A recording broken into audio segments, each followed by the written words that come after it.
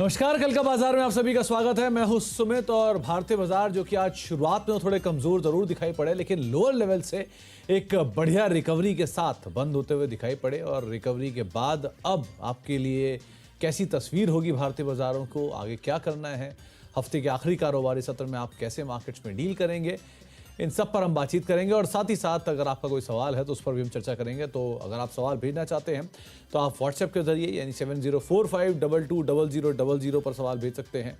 आप फेसबुक और एक्स पर भी लाइव जुड़े हुए हैं हम, तो आप वहां पर भी हमें अपने सवाल भेज सकते हैं और सीधे सीधे हमारे जो जानकार मौजूद हैं उनसे अपने सवालों के जवाब ले सकते हैं।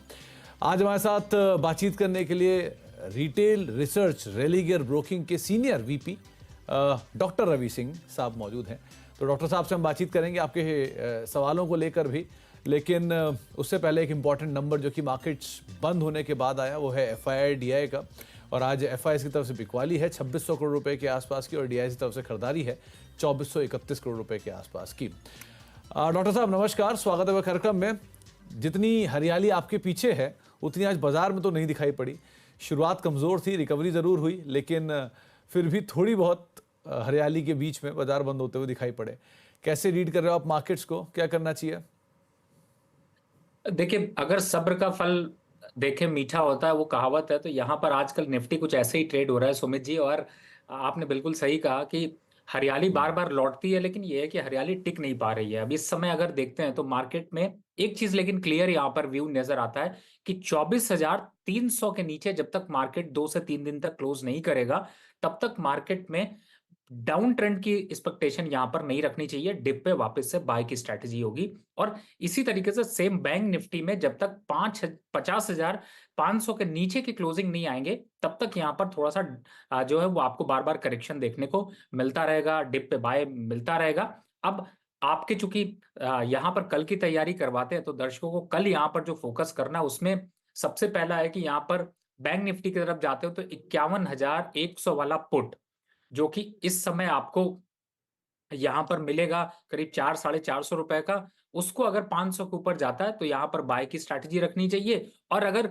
इसी टाइम पे अगर आप सेम देख रहे हैं और 50,800 वाला कॉल को भी वॉच रखिए, अगर वो 450 के आसपास चल रहा है तो दोनों में जो पहले लेवल तोड़े उसकी तरफ यहां पर मूव करना चाहिए। फिलहाल गैप अप के साथ अगर ओपन होता है तो मार्केट में एक स्ट्रेंथ वापस लौटेगी और बाउंस बैक आपको देखने को मिलेगा। निफ्टी के लेवल्स वापस से 24,480 तक जाते हुए नजर आ सकते हैं। और बैंक निफ्टी की बात करें तो वापस से 51,300 के लेवल यहां पर अचीव हो सकते हैं। तो थोड़ा सा मोमेंटरी ट्रेड है, मोमेंटरी ट्रेड में मोमेंटम के हिसाब से ही यहां पर फॉलो करना चाहिए। तो मोमेंट्री ट्रेड है तो मोमेंटम को ही आप गैदर करिए, उसके हिसाब से ही कामकाज करेगा। डॉक्टर साहब कुछ स्टॉक भी हैं क्या जिनको आपने आइडेंटिफाई कर रखा है जहां पर नजर रखनी चाहिए हमें?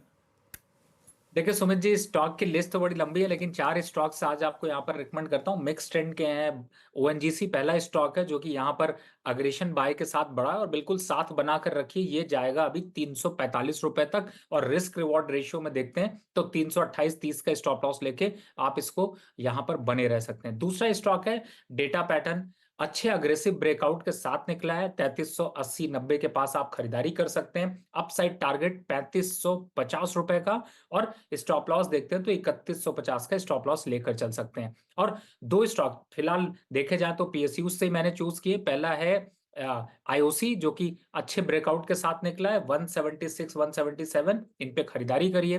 185 तक अभी बने रहिएगा, डरने की जरूरत नहीं, रिस्क बहुत कम है टारगेट के हिसाब से। और स्टॉप लॉस यहां पर रखिएगा 173 का। और चौथे स्टॉक की बात करें तो पावर के बिना इस कंप्लीट नहीं होता, तो NHPC यहां पर एक बार को 100 से 102 रुपए के बीच में खरीदिए। 98 का स्टॉप लॉस डालिए और अपसाइड टारगेट 115 रुपए। तो यानी कि पूरे बास्केट में देखें तो काफी अच्छे वैल्यूएशन पर ये स्टॉक मिल रहा है। मुझे लगता है ये 4 स्टॉक आपके पोर्टफोलियो में 4 चांद लगाते हुए नजर आएंगे। तो 4 में से 3 नाम तो PSU हैं, ONGC, IOC, NHPC, इनके ऊपर आप अदरवाइज नजर रखेंगे। और डेटा पैटर्न एक और नाम है जिसके ऊपर भी आप ध्यान दे सकते हैं। अब सवाल जवाब का सिलसिला शुरू करते हैं और बातचीत करते हैं कुछ दर्शकों से। पहले दर्शक हमारे साथ मौजूद हैं, अजीत मूलचंदानी साहब हैं अहमदाबाद से बातचीत करने के लिए। अजीत जी नमस्कार, क्या सवाल है आपका, पूछिए। Good evening sir. Good evening Ajit ji. Sir Bajaj finance के बारे में थोड़ा कुछ लॉन्ग टर्म के बारे में पूछना था। 7,000 की परचेस है मेरी, 50 शेयर है, ओके, तो उसको मैं क्या करूं, होल्ड करूं या तो, सेल आउट एग्जिट हो जाऊं? रवि जी, इनके पास बजाज फिनेंस के शेयर हैं, करीब 7,000 रुपए के दाम पे खरीदारी है, 50 शेयर इनके पास हैं और 6,500 रुपए के आसपास का मौजूदा स्तर अभी बजाज फिनेंस का है। सो क्या राय रखते हो आप, क्या करना चाहिए? इस समय देखते हैं सुमित भाई, तो यहाँ पर बजाज फाइनेंस में थोड़ी सी प्रॉफिट बुकिंग और हो सकती है, लेकिन 6500 एक स्ट्रांग सपोर्ट के तरीके से यहाँ पर नजर आ रहा है। तो मैं ये सजेस्ट करूंगा कि आप इन लेवल्स पर 6500 के आसपास आता है तो थोड़ा सा एवरेज करने की कोशिश करिए। 6450 का स्टॉप लॉस डालिए, आएगा वापस 7000 का 7200 का भी लेवल आएगा, लेकिन थोड़ा टाइम लगेगा आपको, कम से कम इसमें 1 से 1.5 महीने का समय देना पड़ेगा। तो अगर आपके पास समय है तो आप बिल्कुल यहाँ पर आप बने रह सकते हैं। और जो मैंने बताया कि थोड़ा एवरेज कहां पर करना है, उससे पहले एवरेज नहीं बल्कि उन्हीं लेवल्स के आसपास एवरेज करिएगा, नहीं तो थोड़ा रिवर्सल का वेट करना चाहिए। तो थोड़ा रिवर्सल का वेट करिए और अदरवाइज आपको जो लेवल्स बताए गए हैं आप उसको आधार मान के बने रह सकते हैं। 6450 आपका स्टॉप लॉस रहेगा। अब गया चलते हैं, वहां पर राज साहब मौजूद हैं बातचीत करने के लिए। राज जी नमस्कार, क्या सवाल है आपका, पूछिए। नमस्ते, good evening sir, good evening. मेरे पास गुड इवनिंग ग्रेडा का राज साहब, क्या सवाल है आपका, पूछिए। 460 शेयर है, ठीक सर। उसको मैं स्टार्टिंग से ही लिया हूँ, लेकिन मैं होल्ड रखूं या बेच कर निकल जाऊं सर? ओके, और राज साहब आपने कभी सोचा नहीं इसे फिर भी बीच पूरे रास्ते में बेचने की एक बार भी? एक बार हाई पे गया था ना, 300 प्लस गया था सर, तो मैं सोचा बेचने को, फिर मेरे को मन में आया कि रखूं लंबे अवधि के लिए, लेकिन वही जानकारी, आप लोग एक्सपर्ट हैं तो वही जानकारी के लिए आप लोग को बोल रहा हूं। देखिए राज साहब, सबसे सेफ ऑप्शन तो ये होता है कि आप 32 रुपए के हिसाब से आपकी खरीदारी है तो एटलीस्ट अपना कैपिटल निकाल लीजिए, मुफ्त के शेयर को पूरी ज़िंदगी के लिए रख लीजिए। सबसे समझदारी तरीका तो ये है। बाकी डॉक्टर साहब ज़्यादा बेहतर जानते हैं, उनसे एक बार राय ले लें तो ज़्यादा मशवरा करना ज़्यादा बेहतर रहेगा। डॉक्टर साहब, ओरिजिनल आईपीओ के अलॉटमेंट है आयरेडा के 460 शेयर हैं, अगर ये 60 शेयर भी बेचेंगे तो इनकी कॉस्ट तो निकल ही आएगी, बाकी 400 फ्री के हो जाएंगे। क्या ये तरीका सही है या पूरी पोजीशन के साथ स्टॉप लॉस लेकर ट्रेल करें? आप क्या राय रखते हो, क्या करना चाहिए ना? नहीं सुमित जी, आप बिल्कुल एक्सपीरियंस के हिसाब से आप जो बात कह रहे हैं वो एकदम सही है। जब भी ऐसे शेयर में कभी भी 100-125% का रिटर्न आए तो पहला जो स्टेप होता है वो यही होता है कि आप अपना जो इनिशियल मनी वो बाहर निकाल लीजिए। खैर, आपका जो टारगेट है 300 था, आप 300 पे चाहते हो तो इनिशियल मनी निकाल सकते थे, लेकिन फिलहाल अभी आपकी स्ट्रैटेजी के हिसाब से मैं ये कहूंगा कि आप अगर लंबी रेस में बने रहना चाहते हैं तो यहां पर अभी बने रहिए। 330 के लक्ष्य देखने को मिलेंगे, 255 के पास से आके वापस से रिवर्सल बनेगा। इनफैक्ट आपके माध्यम से ये कहूंगा, जो लोग देख रहे हैं उनको अगर अट्रैक्शन प्राइस देखना है तो 250 और 260 के बीच में यहां पर खरीदारी भी की जा सकती है 240 के स्टॉप लॉस से। और दूसरी बात है कि थोड़ा बहुत प्रॉफिट, बिल्कुल सही कहा सुमित जी ने, बुक करते रहिए, दूसरे स्टॉक्स की तरफ भी मूव करते रहिए, तो इनिशियल मनी निकालिए, दूसरे स्टॉक में भी आपको डालने का मौका मिलेगा। फिलहाल अभी स्टॉक को 300 के आसपास आता है तो एक बार प्रॉफिट 50% एटलीस्ट एक बार बुक करिएगा, दोबारा फिर खरीद लीजिए, चढ़ते उतरते रहिए, रिटर्न बढ़ाते रहिए। तो आप थोड़ा सा अगर जो कैपिटल है वो निकाल भी लेते हैं तो कभी आपको नीचे अगर मौका मिलता है तो आप दोबारा एंटर कर सकते हैं, नहीं भी मिलता है तो भी कोई बात नहीं, आपके पास इतनी क्वांटिटी है कि वो यहाँ से आगे बढ़ेगी तो आपके गेन्स को और बढ़ा देगी। तो आप जितना समय देंगे उतना गेन होगा, लेकिन थोड़ा कैपिटल निकाल लेने में कोई बुराई नहीं है, उसको भी आप फॉलो कर सकते हैं। अब गुरुग्राम चलते हैं, वहाँ पे विनोद जी हमारे साथ मौजूद है बातचीत करने के लिए। विनोद जी नमस्कार, क्या सवाल है आपका, पूछिए। नमस्कार सुमित जी। मेरे पास आईडीएफसी फर्स्ट बैंक के 1000 शेयर हैं 69 रुपीज पे, और आरबीएल बैंक के 400 शेयर हैं 227 पे। मैं वैसे तो लॉन्ग टर्म इन्वेस्टर हूँ, मैं कुछ ऐड करने की सोच रहा था। अब आप क्या सलाह देते हैं, ऐड करूं या बैंकों के हाल आजकल कुछ ठीक चल नहीं रहे तो क्या करें? तो विनोद जी, आपके पास केवल यही बैंक्स हैं या और बैंक में भी ये बैंक हैं? और बैंक भी हैं, और मैं आईडीएफसी फर्स्ट बैंक मेरे पास 7,000 थे, 6,000 बेच चुका हूं, तो ये बचे खुचे हैं, तो मेरे को लगा कि ये भाव नीचे आ रहा है, तो अगर ठीक रहेगा तो कुछ और दोबारा से ऐड करने शुरू कर दूं। चलिए, तो डॉक्टर साहब, इनके पास IDFC फर्स्ट के शेयर हैं, करीब 1000 शेयर हैं, 69 के दाम पे खरीदारी है। ये खुद कह रहे हैं कि 7000 शेयर ये बेच चुके हैं, 7000 थे, 6000 बेच चुके हैं, 1000 शेयर बचे हैं। अब नीचे आ रहा तो और ऐड करने के लिए इन्हें कहाँ सही रहेगा। दूसरा RBL बैंक, 400 शेयर हैं 227 रुपये के दाम पर। दोनों ही बैंक्स में क्या रणनीति रहेगी आपकी?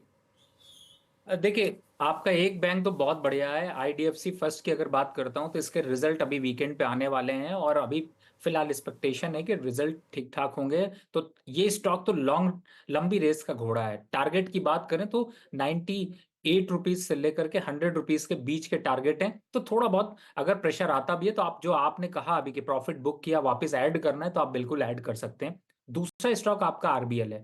यहां पर थोड़ा रिस्क है, यहां पर थोड़ा सा खतरा भी दिखाई दे रहा है। तो यहां पर आपको क्या करना है कि इससे निकल जाइए। इसके अलावा आपको दो बैंक बताता हूं, एक जो इसी के रेट के आसपास है और एक जो इससे सस्ता है। पहला स्टॉक है बैंक ऑफ बड़ौदा, 240-45 के आसपास चल रहा है। आप वहां पर स्विच कर सकते हैं, वहां पर मूव कर सकते हैं, लंबे समय के लिए रख सकते हैं। जैसा आप लॉन्ग टर्म इन्वेस्ट की बात कर रहे हैं तो उसमें भी अच्छा है।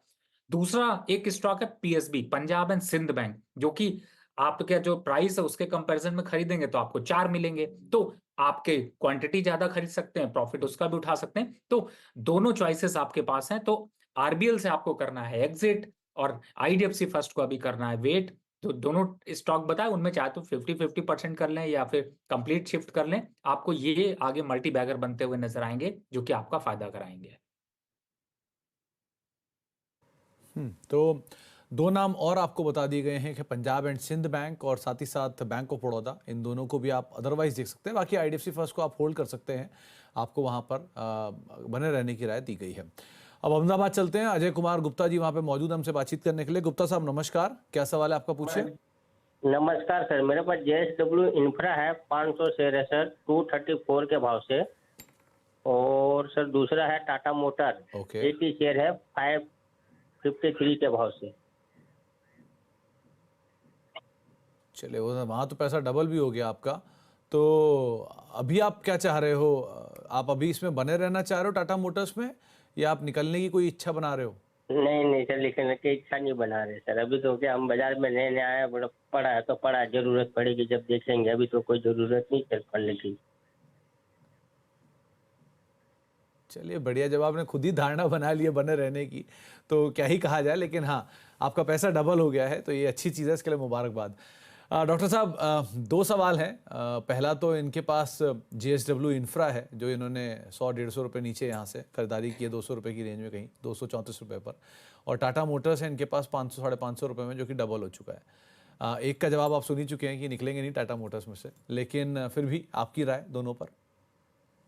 वैसे अजय भाई, आपका जो ये डिसीजन है वो एकदम सही है। अगर आपको कभी रिक्वायरमेंट पड़ती है तभी स्टॉक से प्रॉफिट बुक करिए, नहीं तो लंबे समय के लिए कंटिन्यू रखिए।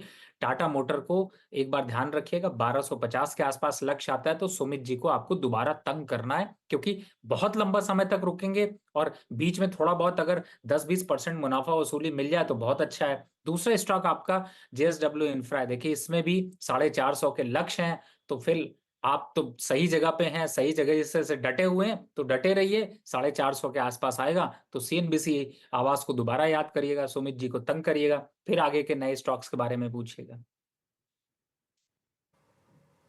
तो फिलहाल तो आप बने रहिए दोनों में, और सही चॉइस है, सही समय है। लेकिन बस एक ही चीज़ का ध्यान रखिएगा कि अच्छा गेन जब आ जाए, एक सब्सटेंशियल गेन जब आ जाए, तब थोड़ा सा कैपिटल प्रोटेक्ट भी ज़रूर ध्यान रखिएगा। वैसे रणनीति सही है कि आपको जब तक पैसे की ज़रूरत नहीं है, आप आराम से बने रह सकते हो।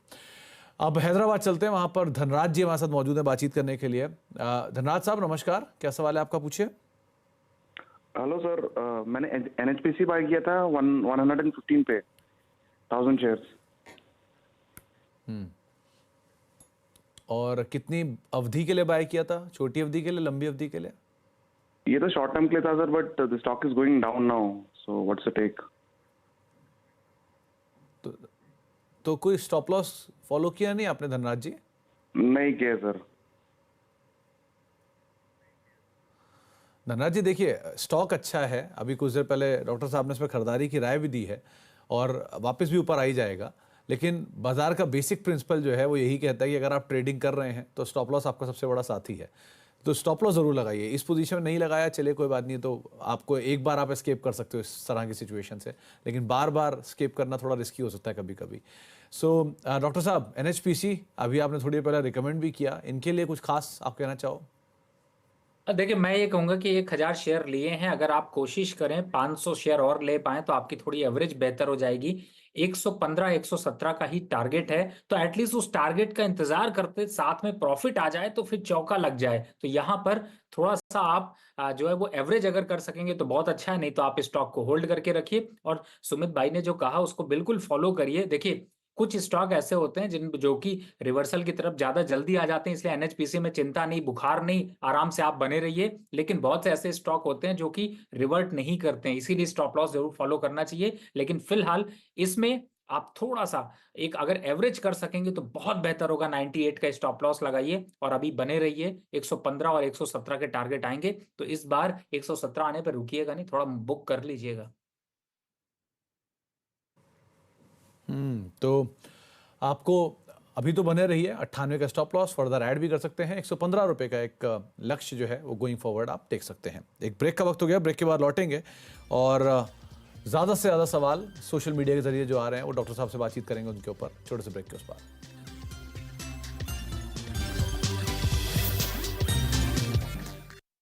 और हमारे साथ डॉक्टर रवि सिंह मौजूद हैं, जिनसे हम आपके सवालों के जवाब दिलवा रहे हैं। आप कुछ सवाल जो सोशल मीडिया के जरिए आए हैं उन पर भी बातचीत कर लेते हैं। एक अनुपम सिंह साहब का सवाल है, इनके पास L&T फाइनेंस के शेयर हैं, करीब 160 रुपए के दाम पे खरीदारी है, 500 शेयर हैं और 1 साल का इनका नजरिया है। वाराणसी से सवाल पूछ रहे हैं क्या करना चाहिए इनको? देखिए, फिलहाल तो स्टॉक बहुत अच्छा है, लॉन्ग रन के लिए बहुत अच्छा मोमेंटम यहाँ पर दिखा सकता, तो पोजीशन को करिए होल्ड। स्टॉप लॉस अगर देखते हैं तो यहाँ पर लगाइए 170 का, और टारगेट अगर देखते हैं तो मुझे लगता है 185 तक के टारगेट बहुत आसानी से अचीव होते हुए नजर आ सकते हैं। तो इमीडिएट बेसिस पे अभी आपको ये देखने को मिलेगा। लॉन्ग टर्म के हिसाब से भी आप वापस से रिवाइज टारगेट यहाँ पर देख सकते हैं 195 तक के लिए। तो मुझे लगता है पोजीशन को यहाँ पर होल्ड करके रखिए। तो फिलहाल बने रहने की राय है। इसके अलावा गरिमा पांडे जी का एक सवाल है, इनके पास होम फर्स्ट के 500 शेयर हैं 1109 रुपए के दाम पर, और यही सेम सवाल शिवांगी मेहरोत्रा जी ने पूछा है, उनके पास 100 शेयर हैं 1120 रुपए के दाम पर। तो होम फर्स्ट को लेकर कोई राय? देखिए, फिलहाल तो थोड़ा सा एक करेक्शन जोन में दिखाई दे रहा है। मुझे ऐसा लगता है कि इस स्टॉक से यहाँ पर एक बार को निकलना चाहिए, थोड़ी गिरावट बढ़ सकती है, और गिरावट में ये स्टॉक एक बार 880 तक के लेवल दिखा सकता है। तो थोड़ा सा डाउनफॉल यहाँ पर ज्यादा है। हमने आज 4 स्टॉक्स की चर्चा करी, आप उनमें मूव कर सकती हैं। अगर आपको लगता है कि यहाँ पर उस पे मूव करके ज्यादा आपको रिटर्न मिल सकते हैं, तो मुझे लगता है आपको उस पे जाना चाहिए। फर्स्ट आप NHPC चूज कर लीजिए, और दूसरा अगर चूज कर रहे हैं तो IOC चूज कर लीजिए। मुझे लगता है वहां पर जाएंगे तो आपको ज्यादा अच्छा, बेहतर और बड़ा प्रॉफिट मिल सकता है। ओके। संदीप जैन साहब के पास 200 शेयर हैं MRPL के, 270 रुपए के दाम पे खरीदारी है। जिस तरह आपने ONGC को देखा है, जरा MRPL भी देखिए, क्या ये भी लग रहा है क्या होल्ड करने लायक? अब बिल्कुल अभी लग ही रहा है यहाँ पर, और अच्छे ब्रेकआउट के साथ पीछे निकला था, थोड़ा प्रॉफिट बुकिंग है, लेकिन घबराने की चिंता नहीं है, क्योंकि वापस से 235 तक के लक्ष्य बहुत जल्द इसमें अचीव हो सकते हैं। तो बने रहिए। स्टॉप लॉस अगर देख रहे हैं तो 210 का क्लोजिंग स्टॉप लॉस लेकर चलिए। फिलहाल पोजीशन को होल्ड करके रखें। एक सवाल सुशील कुमार साहब का है, इनके पास अदानी एनर्जी सॉल्यूशन के शेयर हैं, 2016 शेयर है 996 रुपए के दाम पर, क्या करें? देखिए, थोड़ा सा अदानी में तो रोलर कोस्टर राइड देखने को मिलती है, और ये स्टॉक तो अच्छे खासे मोमेंटम के साथ निकला और आज इंट्राडे में अच्छी खासी तेजी दिखाई है। मुझे लगता है अभी कंटिन्यू रखना चाहिए। 1150 के आसपास के लक्ष्य इमीडिएट बेसिस पे देखने को मिलते हैं, अगर चाहे तो वहां पर प्रॉफिट बुक कर लें, और अगर लंबे समय का व्यू है तो यहाँ पर 1000 के स्टॉप लॉस से कंटिन्यू रखें पोजीशन। एक बार 1400 रुपए तक के लक्ष्य आएंगे, लेकिन उसमें कम से कम 1 साल का समय लगेगा। ओके। एक सवाल आया है स्वतंत्र श्रीवास्तव साहब का, इनके पास रेड टेप के शेयर हैं, 400 शेयर हैं 680 रुपए के दाम पर। ये वो मिर्जा इंटरनेशनल से डीमर्ज होने के बाद लिस्ट हुई कंपनी है, क्या करना चाहिए इन्हें? देखिए एक वक्त था जिसपे कि काफी अग्रेशन देखने को मिल रहा था, थोड़ा कंसोलिडेटेड मोड में चल रहा है, लेकिन मैं कहूंगा कि अभी 700 के स्टॉप लॉस से इस पोजीशन को होल्ड रखना चाहिए। अप साइड में देखते हैं तो 780 रुपए तक के लक्ष्य आपको देखने को मिलेंगे, उन लेवल्स पर आता है तो वापस से रिवाइज कर सकते हैं या फिर सीएनबीसी आवाज पे फिर से सवाल पूछ लीजिए।